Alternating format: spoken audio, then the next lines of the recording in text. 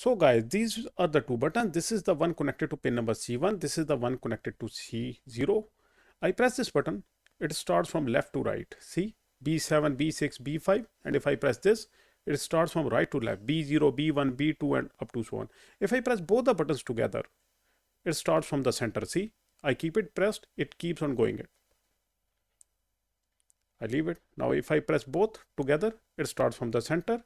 If I press this one, goes from left to right. If I press this one, right to left. Now this is the beauty of interlocking. See, no error, working perfectly fine. Hello guys, welcome to learning microcontrollers. In this lecture, we will be using two push buttons to control 8 LEDs. And we will run 3 sequences on these 8 LEDs using these two push buttons using interlocking form of programming on the MikroC for PIC. So guys, this will be an exciting mini project, so let's get started. So guys, this is our PIC16F877A microcontroller having 40 pins. It's a DIP vision. This over here is the first push button, and this is a 10K resistor for this push button. Since you know that to interface this push button with the PIC, you need either a pull up or a pull down resistor. So we will connect this resistor in a pull down configuration in such a way that whenever the button is pressed, a 1 will be sent to the PIC. So first of all, let's name the pins. I name the right pin as signal, the left one as VCC. You can shuffle these two pins as well, doesn't matter. For the VCC, just connect to the VCC pin of the PIC. For the signal pin, connected to the one end of the 10K resistor. From the same pin, you will take out your output. For the output, you can use any available GPIO pin of your PIC. So I will be using the pin number 15, that is pin number C0. From the other end of the 10K resistor, just send it to the common ground like this. Now this is our second button. Again, a 10K resistor for this button as well. Left pin VCC, right pin signal. Again, connect the VCC pin to the common VCC pin of your PIC. From the signal pin, connected to the one end of the 10K resistor. From the same pin, you will take out your output of the second button as well. This time, you can use any GPIO pin other than the one being used by the first button. So I will be using pin number 16, that is port C, pin 1, pin C1. From the other end of this 10K resistor as well, just send it to the common ground. In this way, both the buttons are connected. One button is connected to pin number 15 and other to 16. Now guys, these are our 8 LEDs on the right side. You can see that to interface these LEDs with the PIC, you need a safety resistor. Safety resistor will make sure that your LED is safe. It is basically a current limiting resistor. So it can be of any value. The higher the value of the resistor, the dimmer the LED will go. I will use a 220 ohm value. It's a nice value. It can be 100 ohm, 330 ohm or whatever value you prefer. In my case, it will be a 220 ohm resistor because the LED will be bright enough for me. Now, as you can see, each LED have two pins, one longer, one shorter. Longer is always the power and shorter is always the ground. You cannot shuffle these two pins. Longer is the power, shorter is the ground. That's it.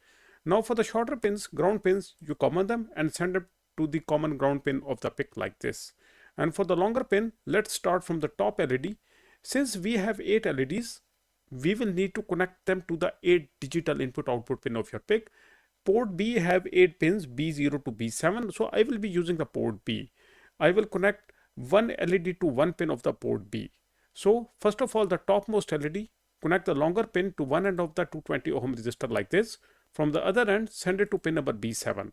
Pin number B7 will be my first LED. For the second LED, again, the longer pin to the one end of the 220 ohm resistor. From the other end of this resistor, send it to B6. Now for the third LED, I select B5.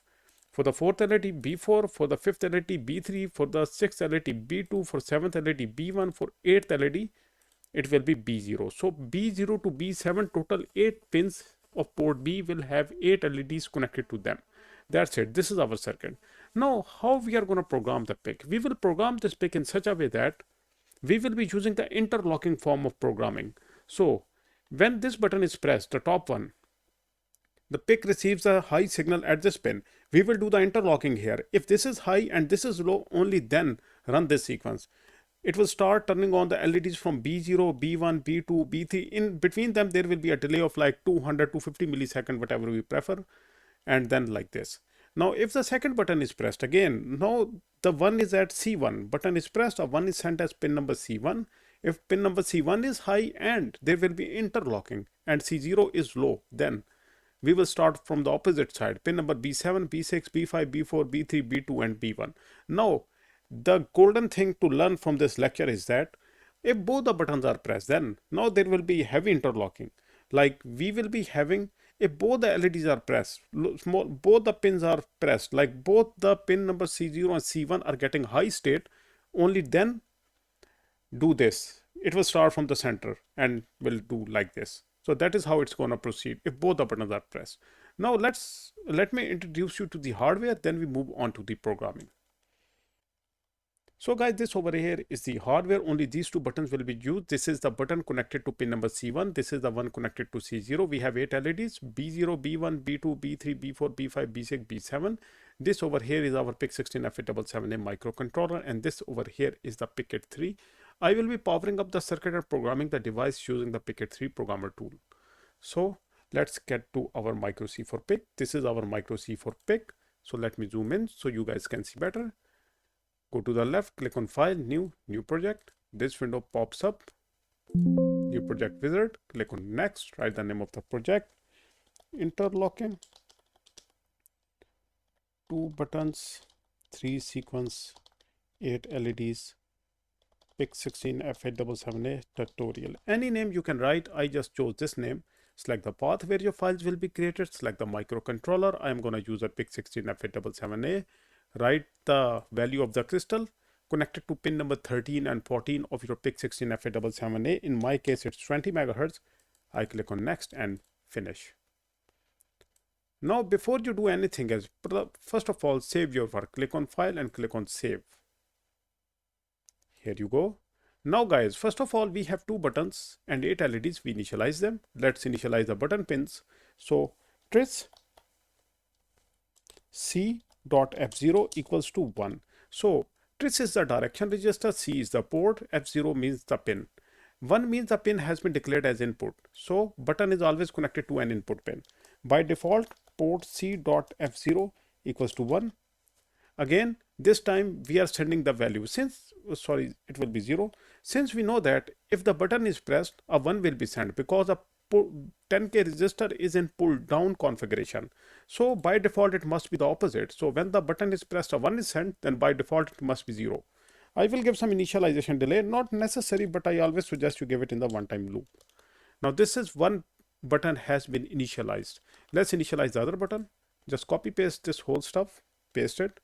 And instead of F0, this is 1 now. Now the second button is connected to pin C1. Rest is same. Now for the LEDs, we have whole port B having 8 pins and each pin of that port have 1 LED. So we write port tris B equals to, see I didn't did F.F0 F1 because now we are addressing the whole port B. We go in the binary form 0B 1, 2, 3, 4, 5, 6, 7, 8. Now each of these 0 represents 1 pin. Now starting from the right, it is pin number B0, B1, B2, B3 and up to B7. So B1, B0, B1, B2, B3, B4, B5, B6, B7. Total 8 pins. 0 means the pin is in low state. If the pin is in low state, it means the LED is off. And for the trace register, we know that if it's 0, the pin has been declared as output. If it is 1, pin has been declared as input, like in case of button. So in case of LED, LED is always connected to an output pin. All the pins have been declared as 0 because they are now output pins. So by default, I want all the LEDs to be off. So they must be in the low state. Just copy paste this. All the pins have been given low state. Again, give some initialization delay. There you go. Now we have the first button initialized, second button initialized, all 8 LEDs initialized. Now we go for the forever loop. Write down while 1. Forever loop starts here, ends here. Now inside the forever loop, we write our required values. Inside the forever loop, first of all, we check if port C.F0 double equals to 1. If the first button is pressed, then and if the first button is pressed and the other button is not pressed, we copy this, just copy this again. We will make and port C.F1 is 0. If first button is pressed, this one is pressed, and this one is not pressed, only then consider like only this button is pressed and this is not pressed. That is what is called interlocking. Now we are doing interlocking, which is a rugged way of doing programming. Now see, if this button is pressed, and we also made sure that this button is not pressed, only then we consider this button pressed. If this button is pressed and this is not pressed, then we give a delay of 50 millisecond. If this button 1 is pressed and 2 is not pressed, then wait for 50 millisecond. After that, check again. Check again if the button is still pressed and this button is not pressed. Button 1 is pressed and 2 is not pressed after 50 millisecond, then consider it pressed. Now this is the debouncing delay. Why we use this? Because due to some natural phenomena, there is a possibility that due to some electrostatic charge or some dust particle in the air, the buttons may get pressed randomly. Like we have not pressed a button, but due to some electrostatic shock or something, the circuit has been completed. This will cause your sequence to be initiated while you have not done anything, and this is very dangerous. So at least 8 millisecond of debouncing delay is recommended, while you can go above any value. So I have given a delay of 50 millisecond because in my case, I am a human being. My finger is not that fast.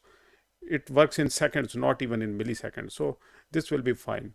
So now if the button is pressed and it is still pressed after 50 milliseconds, we write our first sequence. Now by default, all the LEDs are in this state off.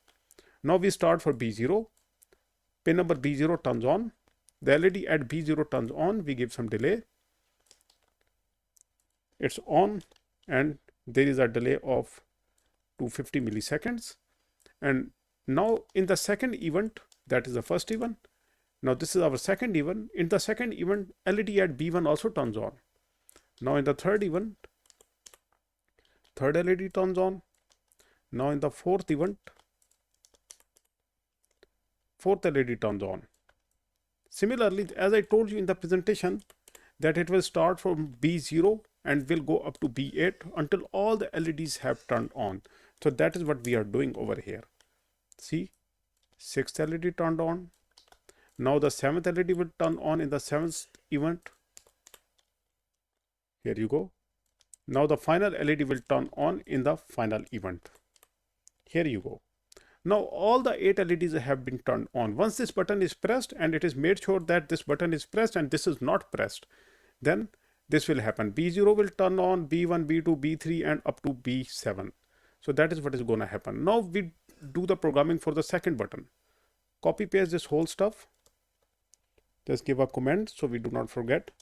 Second button. Here you go. So here now this button is not pressed and this button is pressed opposite. Then wait for 50 milliseconds and check again if this button is still not pressed and this button is pressed. Now if the second button is pressed and first button is not pressed, then double check. If the second button is still pressed after 50 milliseconds and first button is not pressed, then follow this sequence. Now here we will go opposite. We will start from this side now. Just cut it, paste it here. Now B7 LED turns on, then B7 and B6 turn on, then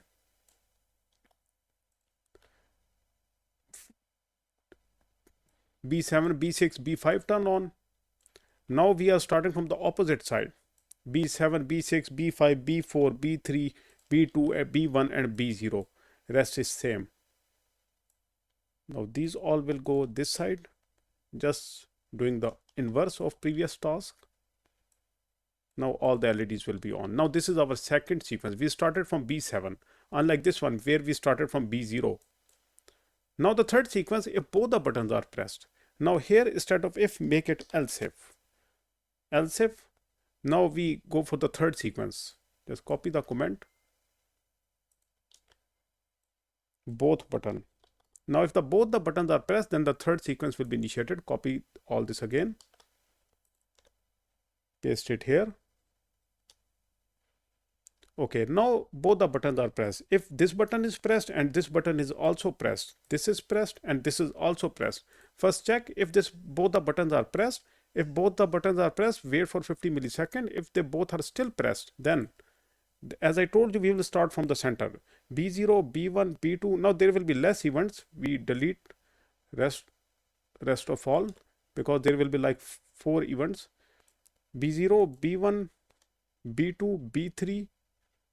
Okay, B3 and B4 becomes 1. Rest is all 0. So it will be like this. B0, B1, B2, B3, B4, B5, B6, B7. We also make this one.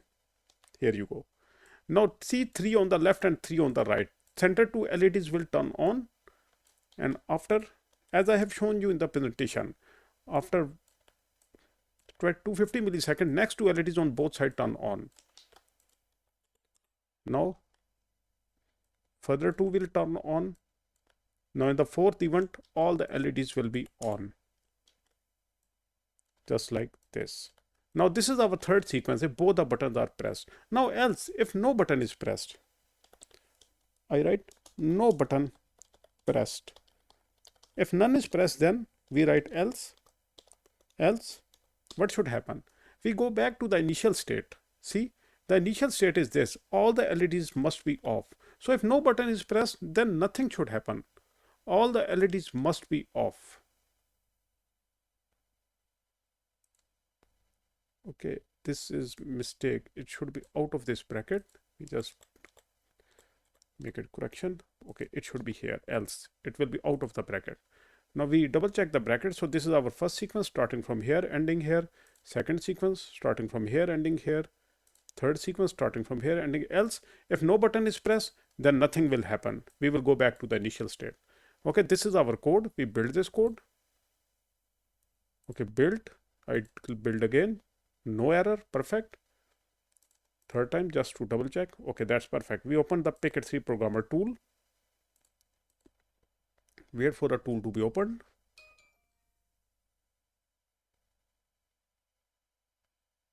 Here you go.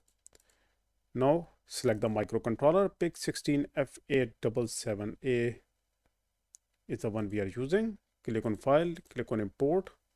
This is the file we just created. Interlocking 2 button, 3 sequence. I click on write. Okay, wait for the file to be written. Meanwhile, we go to the hardware. See, pin number B6 and B7 are also connected to the programming pin of the PIC. So they are blinking during programming. Now programming is done. Now we will power up the circuit using the PIC16 programmer tool. I click on. Circuit is powered up. Now this is the power LED. Now see, by default, no LED turned on. Now this is perfect. That is what is supposed to happen.